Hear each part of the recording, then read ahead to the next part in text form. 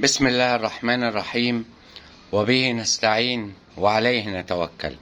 أعزائي أعضاء جروب وقناة أرانب جد عصام، عزيزي مربي الأرانب المبتدئ، أتمنى أن أنت تكون في أتم صحة وراحة بال وفي أسعد حال، ولما يوصلك الفيديو أتمنى لك كل سعادة، اللهم آمين يا رب العالمين.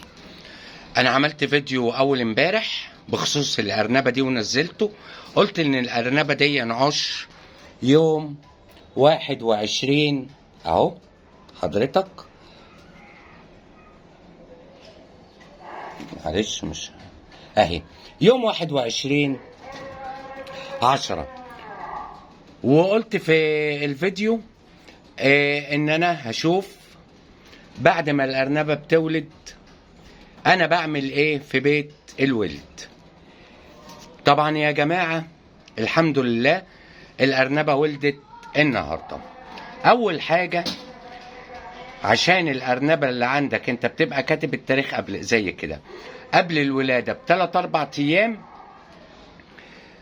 بتفرش بيت الولد وبتحط بيت الولد للأرنبة. بيت الولد ده قبل الولادة ب3-4 أيام، يعني ما ينفعش حضرتك ناس كتير بتغلط الغلطة دي، بتخليها محطة بيت الولد ده قدام الأرنبة على طول. ده غلط، الأرنبة بتخش تقعد تتبول فيه أو كده، إنما لما أحطه قبلها ب3-4 أيام الأرنبة بتبقى عارفة إن هي هتخش هتولد في البيت ده. طيب بيت الولد لما بنفرشه بتفرش إيه؟ في ناس بتفرش قش بيت الولد، ولكن انا ما بحبش افرش قش، لان القش ما بيمتصش البول بتاع الارانب حلو، زائد ان هو ممكن بيخربش الارانب الصغيره وخشن، وممكن يتلف على رقبه ارنب او على جسم ارنب، فانا ما بحبش اعمل قش. في ناس تانية بتقول احنا بنحب نعمل تبن.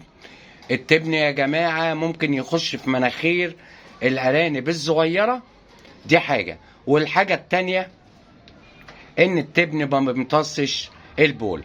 طب امال انا بفرش ايه؟ انا بفرش يا جماعه نشاره خشب. المغلق بتاع الخشب اللي هو المكنه بتاعه الخشب اللي النجارين بيروحوا يعملوا فيها النجاره والحاجات دي، حضرتك روح هناك هتاخد شويه نشاره، اللي هي النشاره دي خد بالك النشاره مش ناعمه خالص ولا خشنه خالص، النشاره اهي اللي هي الوسط، ولا بتشوك ولا حاجه، وبنفرش بيت الولد بيها. تيجي حضرتك بعد كده ادي الارنبه اللي كانت هتولد يوم 21 ولدت بعدها بيوم، بسم الله ما شاء الله. نشوف الارنبه دي جابت ايه ولا عملت ايه.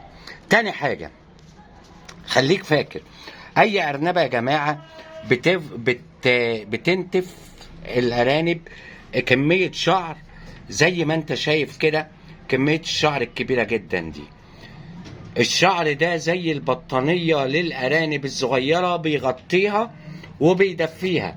في ناس شفت فيديوهات كتير يشيل الشعر ده ويحط شويه شعر صغيرين، لا طبعا الكلام ده ما ينفعش. حضرتك شايف كأن الأرنبة مستغطية الأرانب الصغيرة ببطانية اللي هي تدب الطبقتين، طبعا دافي جدا وبيدفي الأرانب ومفيش أي مشكلة. طيب هنشوف الأرنبة دي جابت كام. بسم الله ما شاء الله، اتفرج كده، بسم الله الرحمن الرحيم.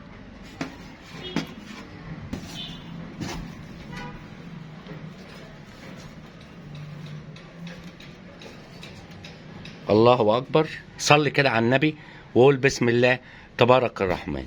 بص حضرتك ادي 2 4 6 8 9 3 4 و4 9.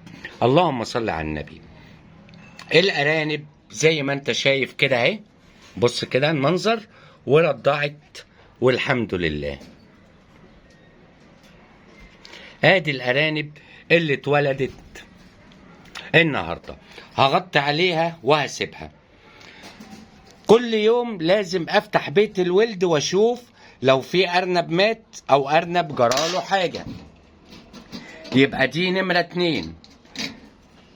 بعد كده الارنبه دي بتاكل العلف عادي وبتشتغل عادي ومفيش اي مشكله. طبعا انا قلت لك قبل كده ان انت لقح كذا انثى في نفس اليوم عشان نعمل تبني.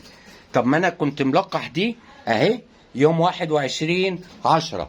بص حضرتك في واحده تانية اهي متلقحه برضو يوم 21/10، بس ديت انا ما صورتهاش المره اللي فاتت.